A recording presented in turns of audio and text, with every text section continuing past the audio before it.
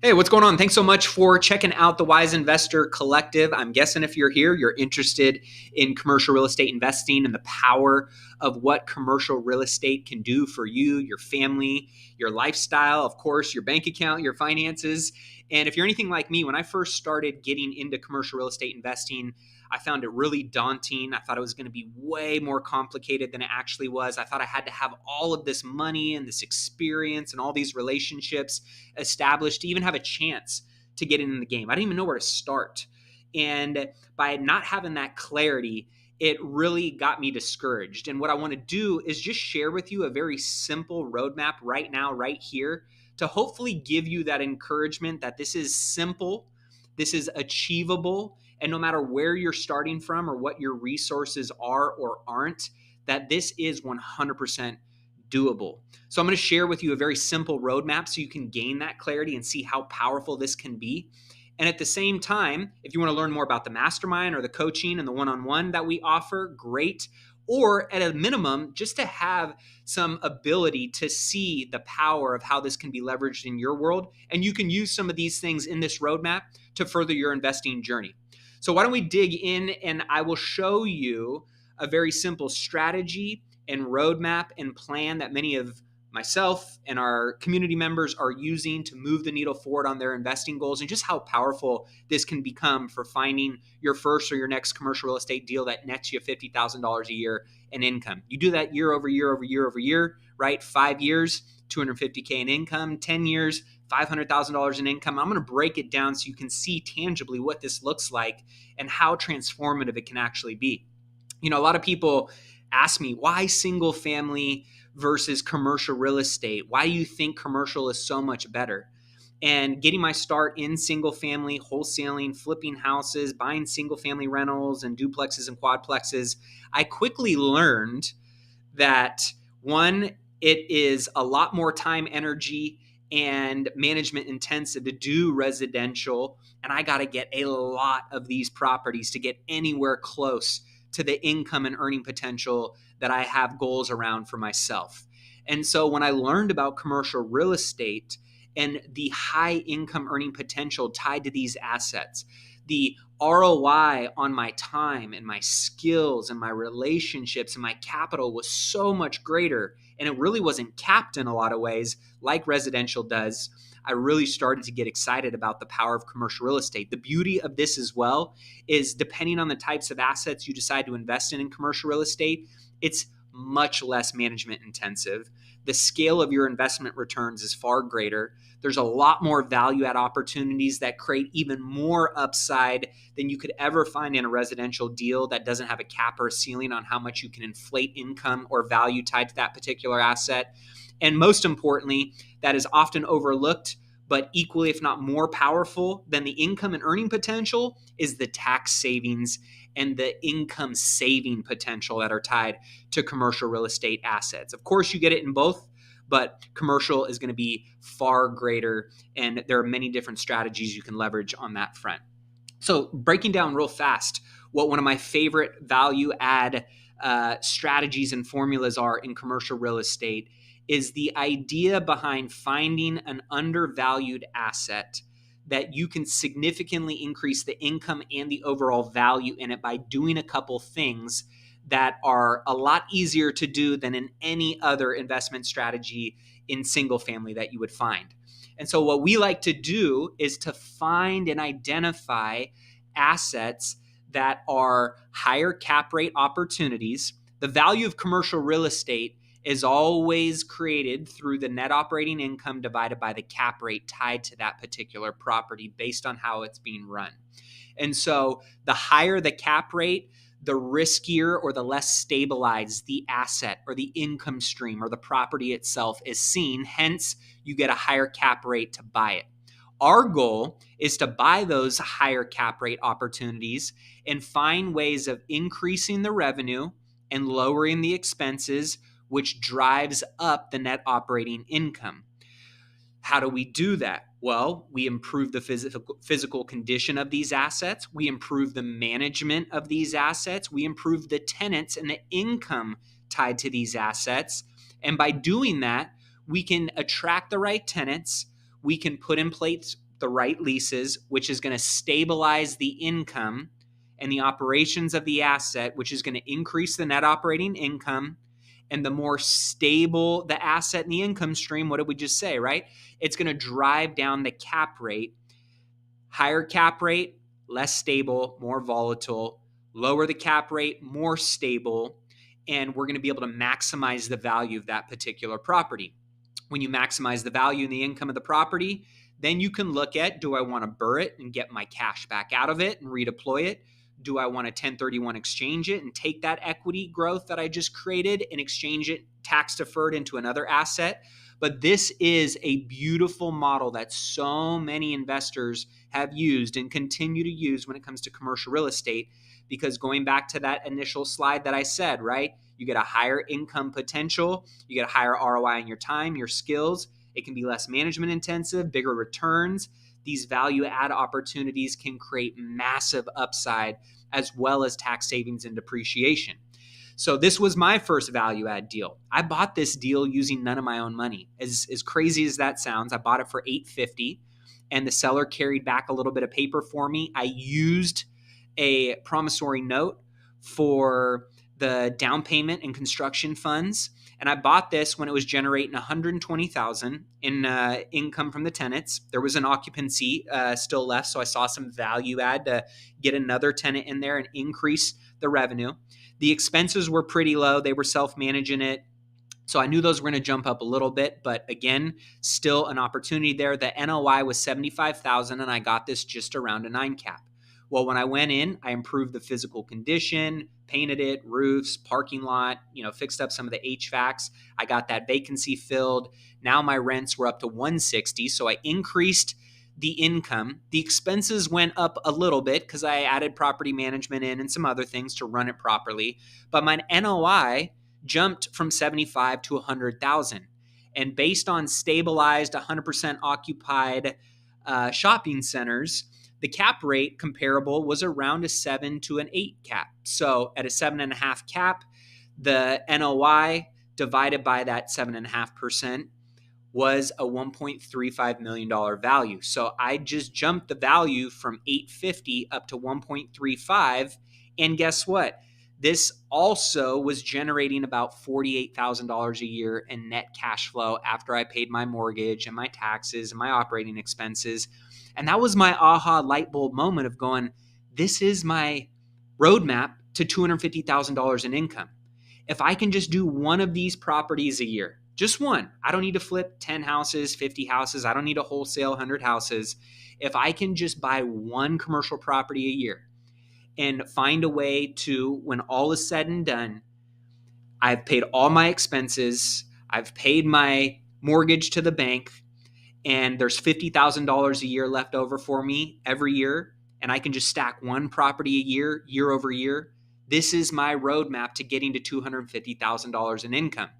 And so I decided to model this out and say, okay, if I want to be at $500,000 in income over the next decade, then essentially I need to buy one property a year for the next 10 years that nets me $50K. So now let me just start to model out what are the average types of properties and structures of those deals that actually allow me to go out and get those kind of results. So this was the basic assumptions that I put into modeling this out. And again, this is very conservative. You could find much greater deals that have far greater yields than this. But again, I just wanted to say, hey, worst case scenario, if I can go out and buy one property a year around $1.5 million and I can get these kinds of terms on it, this is what the year over year cash flow is going to look like when you add one property a year that fit that criteria. Now, if you're finding better deals than that, then this is going to look a whole lot sexier. But again, worst case scenario, I buy one property a year, year over year, it grows. Within 5 years, I'm going to be at almost $250,000 in income. That feels doable. That feels simple to me. Again, we're just talking about one a year. Now, not only is that cash flow going to look nice at 250,000 by the end of year 5, look at what the equity is doing in the properties that you bought as you pay down the loans on them, as you see the rents increase over time and the cash flows increase over time. You're also going to see the values start to grow over time as well. And at the end of year 5, not only are you going to be getting around 250,000 in income, you're also going to have a couple $1,000,000 built into your real estate investment portfolio, and your balance sheet and your net worth is going to grow, which is going to continue to expand your options and opportunities.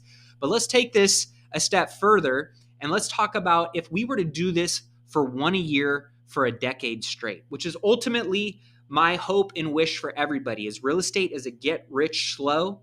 If you are 60 and under and you have a decade of discipline and focus and stability in front of you, you can create and unlock this exact same result.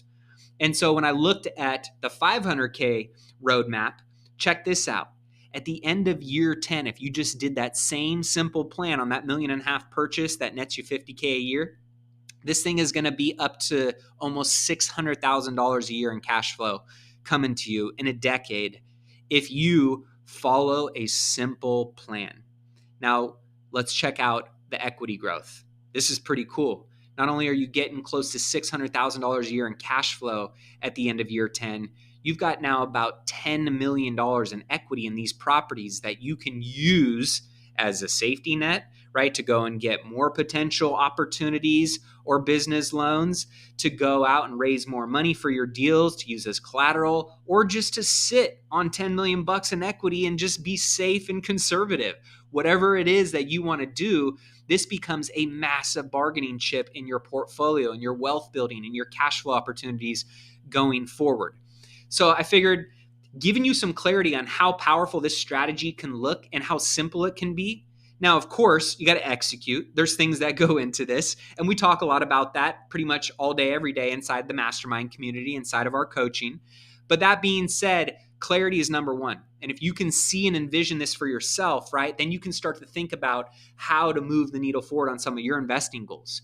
But a lot of people then stop here. What I want to do as a quick value add before we wrap this up is just to give you an idea of how to build your buy box criteria, right? Some things to consider when you're talking about what kind of investment properties and commercial you may want to look at, and how you may want to organize your thoughts with the returns that you want, with the deals you want to invest in, the markets you want to invest in, the asset classes, so on and so forth. So real fast, I'm just going to run through it really quickly and get you out of here. Building your buy box criteria. Some things that you're going to want to consider, right? Are you a passive investor? Do you not have the time, but you got the money? And maybe you want something that's a little bit more turnkey and stabilized. Do you want something that's a single tenant versus a multi-tenant? Do you want something that's a little less unstable? And you want the value add component. You want to do the heavy lifting, the sweat equity. You want to be the active investor, right? Are you short term? Are you long term? You want something that's really low risk, or you want something that's really opportunistic and high risk? Are you only looking to invest in your local market, or are you open to checking out different states or counties, right? Do you want direct ownership and you got to control everything? Or do you mind being passive and you go into somebody else's syndication deal or their investment fund or REIT, right? There's all different kinds of things to consider when you're thinking about investing in commercial real estate. And some of the rules of thumb that are really important to think about is your returns, right? So when you're putting money at risk, what kind of returns do you want to get? The internal rate of return, the average cash on cash return, your total return on your investment, the capitalization rates that might be tied to how you're thinking and formulating your investment criteria is going to be important, because that's going to be the filter, the lens in which you, one, communicate to other people who might have these opportunities what you're looking for, or two, when you're analyzing deals and looking at opportunities, do they fit within this criteria threshold? Right? So just putting some of these on here for a minimum, return metric, a good deal return metric, or something that's nice and juicy and exciting, what a great deal looks like. Throwing some of these on the screen for you can be helpful when you're building out your buy box criteria, because based on the things that you're considering for your investment, the rules of thumb that you want to hit when it comes to your investment returns, that's going to tie into potentially the type of property that you invest in. Are you looking to invest in retail or office, industrial, multifamily? There's all kinds of other ancillary asset classes in commercial like mobile home parks, RV parks, hotels are some of my favorites. Obviously, a lot of different specialty properties, campgrounds, storage facilities. So once you understand kind of your criteria, your investment metrics and returns that you're looking to hit, then that can help better understand what investment property types or asset classes might actually align with getting you those kinds of returns. Then you can start to narrow down your strategy, right? There's a lot of different investment strategies that we break down, but you got land banking, you've got land entitlements, you've got development and redevelopment, which what I would say is for probably the more seasoned investor that has that type of experience. That being said, there's an opportunity to invest or partner with the right people, right? You might explore those things. I personally love the best way to break the ice and get into commercial real estate investing is a good value add deal. You give yourself more room to mess up.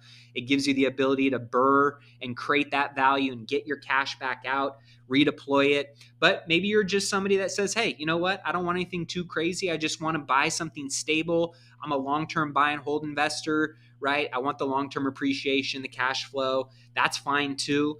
Looking at owner occupied, if you are a business owner and you're not owning the place that your business operates out of, that's one of the best ways to start and get in the game with commercial real estate is to be the tenant and the owner of the asset that you're operating out of. That is a beautiful way to jump in.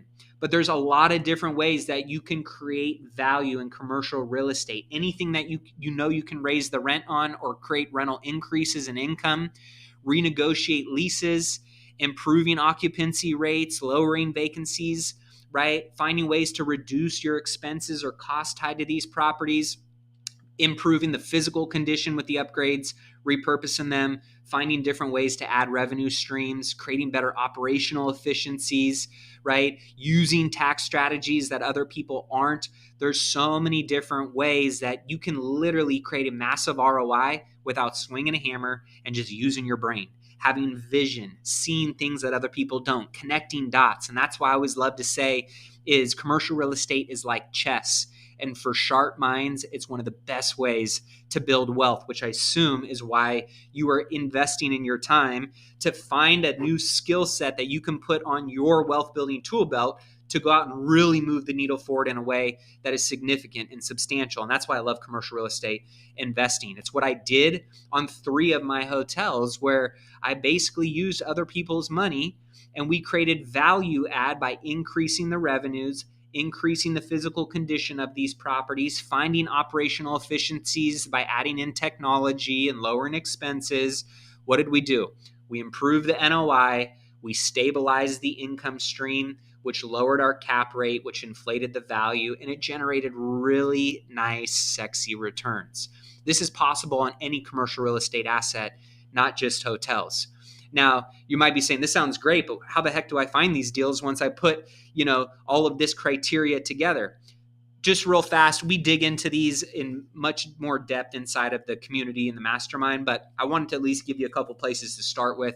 So that way you could just get after, starting to throw a couple fishing lines in the different ponds that might have the fish you're looking to attract to your hook, right? So commercial real estate brokers, networking events and conferences, masterminding and meetup groups, cold calling property owners, direct mail marketing campaigns are a great way to get them to reach out to you after you send them something in the mail. Of course, there's a lot of different MLS and online platforms that have these types of listings that you can already find sellers that are saying, hey, I got my hand up, make me an offer, I'm looking to sell, right? Attorneys, vendors, people in the commercial space are another great way. Property auctions, there's a lot of different ways, but these are some of the top ones that you can kind of start to sniff around and peel back the layers of the onion on. And if you find, a great deal and you're like, well, Matt, I just, I don't have a couple $100,000 for a 25% down payment. Guess what? Either did I. And one of the ways that I was able to get one of my hotels across the finish line was this beautiful strategy right here. And I would be mistaken if I didn't give this to you before you leave this little training here today, because it could completely change the course of your financial future as it did mine. And one of the best ways when you're finding a great deal, but you maybe don't have all of the money to get it across the finish line, is you bring the deal and you find somebody else or multiple somebody else's to bring the money. You do 100% of the work. You're the one doing the active sweat equity. They receive a check each month or quarter, depending on how you're doing that, payout structure. It's passive for them. They get a preferred return on their money, on the money that they invested into the deal. And then once that return is hit, you guys split everything 50-50 thereafter. You're not charging them any fees or none of that stuff, right? You want to get in the deal. You want to get experience. You want to build their trust. You want to win with them. And by doing this once, this opens up the door for so many other opportunities, for so many other investors to continue down this path. And you started down this path, guess what? With none of your own money or very little of your own money. So using this strategy, I think, can help you if you're somebody that feels a little restricted on your resources. But I always say, it's not about the guy or the girl who has the most resources. It's about the person who's hungry and the most resourceful. That's the one that finds a way to get a start here. And some of the most successful commercial real estate investors I know are not the people with all the capital. They're the people that started with practically nothing. And it was just this hunger and this grit and this fire burning in their belly to go out and be successful, that they found a way to make it happen. And this oftentimes was the structure and the way that they got their start. I always love to say is just slice of a watermelon is way better than 100% of a grape. So if you can own a slice of a watermelon instead of 100% of a raisin or 100% of nothing, then that is a great way to get your commercial real estate investing journey started with little to no risk. And this is the big secret, right? A lot of wealthy people, they got a lot of money, but they're just busy. They don't have time. And so you can be the person that they can jockey up on, and you'll be the horse that runs around the track, and you guys can win together. And I always just say, no matter what, if you really want this to be something that you believe can change the course of your life, then you just got to be dumb enough to believe in yourself every single day. Even when the voices are saying you're new, you're inexperienced, you don't have a ton of money, you don't know what could go wrong. All of those things can be true, and yet all they're going to do is talk you out of taking action. So be dumb enough to believe in yourself and smart enough to wake up and take action every day. Of course, if you have the right people around you, you're in the right conversations, when you find a great deal, right, you're going to get that deal affirmed by everybody going, man, this is great, right? Can I help you place capital in this deal? Can I help you get it across the finish line? And then the other side of it is going to be, hey, dude, you don't really have that great of a deal. Like, probably want to pass on this, right? But that's how you're going to learn, is by getting in the game. I don't know any baseball player that has batted 1,000 in their career, but a lot of them are the best in the world at hitting the ball, and they're hitting 30%, 200, 20% of the time they're getting on base. And all I'm here to say is it just takes one deal to change your life. That's what it did for me. I've seen it do it for so many other commercial real estate investors. So if you are somebody that is interested in learning about being in an environment, being in the conversations, being around people that are taking action towards these similar types of goals, sharing all the tools, the resources, the wins, the learning and opportunities to just be around and in those conversations, you're around 9 people that are taking action, doing deals, negotiating, getting stuff across the finish line. Guess what? You're probably going to become the 10th. You're around 9 other people that are talking about all the reasons why they can't do things and are justifying all the excuses that they're making, the lack of inaction, the complaining, the excuses. Well, guess what? You're going to become the 10th of that as well. So picking your team, your community, getting in proximity to the right people, the right actions, the right habits, the right disciplines, all it takes is one deal to completely change your life. So hopefully this training was valuable for you. If you want to know more about the mastermind, about the community, about the one-on-one coaching with me, you can submit your application down below. If not, hopefully this was helpful and at least gave you a little bit more clarity around some of the next steps that you can take in your investing journey. I want to thank you for your time today. Thanks for checking it out. If this isn't a fit for you and you know somebody else, in your world that this may be, wanted to share this free training with them, send them on over. And if not, I wish you all the best. Keep investing in yourself and your wealth on your march to $1 million and beyond, and all the best in your real estate investing journey.